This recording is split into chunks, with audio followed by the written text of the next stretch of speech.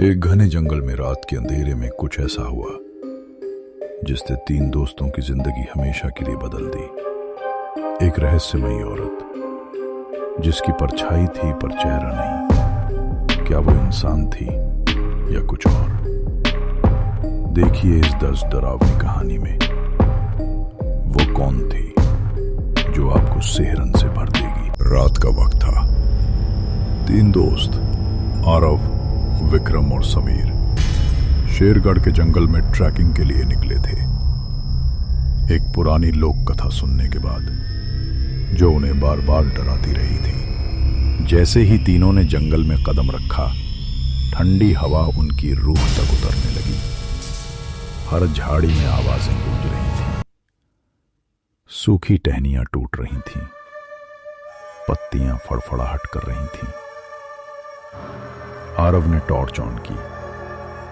धुंधली रोशनी में पेड़ और झाड़ियों के बीच कहीं कहीं सफेद धुंध सा दिख रहा था, जैसे जंगल खुद उनकी मौजूदगी से डर रहा हो।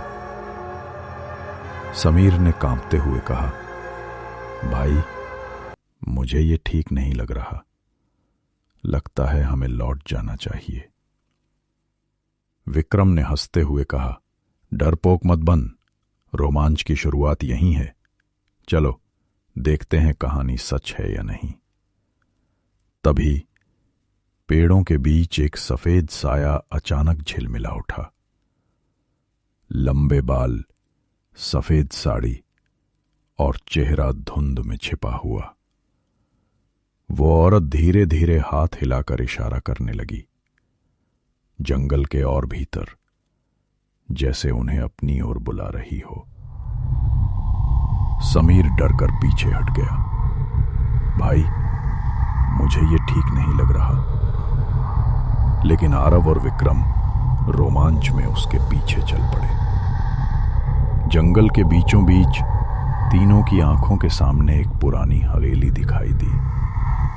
टूटी फूटी दीवारें, झूलते दरवाजे और खिड़कियों से आती ठंडी हवा, हर चीज जैसे अपनी ही कहानी कह रही हो। आरव ने दरवाजा धीरे से खोला। अचानक हवेली की ऊपरी मंजिल से पायल की खनक सुनाई दी।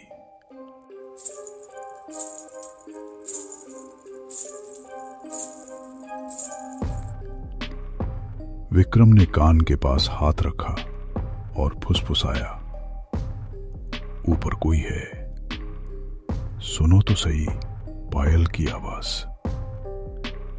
तीनों ने सीढ़ियां चढ़ना शुरू किया। हर कदम पर फर्श धक धक कर रहा था, जैसे हवेली खुद उनकी सांसों की गूंज सुन रही हो। पहुंचते ही एक कमरा खुला। कमरे के बीच में वही सफेद साड़ी वाली औरत बैठी थी, पीठ उनकी तरफ। उसके सामने 3 जलते हुए दिए और चौथा बुझा हुआ था।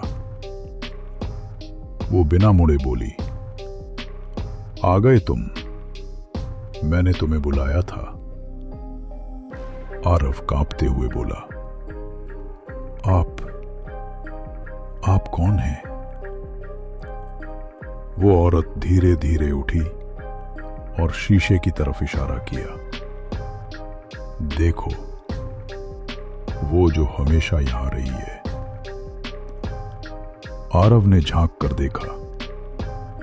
शीशे में उनकी अपनी परछाई नहीं थी, बल्कि वहां खड़ी थी वो औरत, और उसके पीछे एक अजीब चौथी परछाई, आरव जैसी, जो धीरे धीरे उसकी तरफ बढ़ रही थी।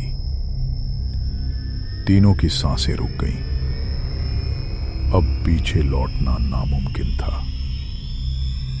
जैसे हवेली ने अपने दरवाजे और खिड़कियां खुद बंद कर लिए हों और हर कोना, हर परछाई उन्हें भीतर ही खींच रही हो।